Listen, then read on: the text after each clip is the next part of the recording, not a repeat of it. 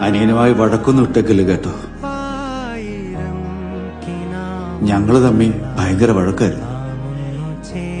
ഓരോ പ്രായത്തിലും ഓരോ കാരണങ്ങൾ പറഞ്ഞായിരുന്നു വഴക്ക്.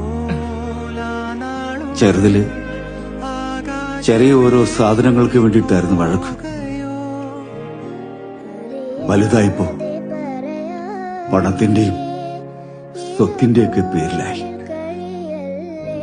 സംസാരിച്ച തീരാവുന്ന പ്രശ്നമുള്ളായിരുന്നു ഞങ്ങള് തമ്മില്.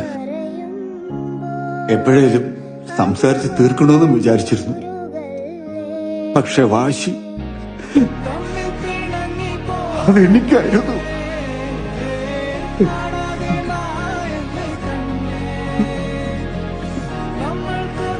അവൻ ഇങ്ങനെ അങ്ങ് ഇട്ടേച്ചു പോകുമെന്ന് ഞാൻ വിചാരിച്ചില്ല.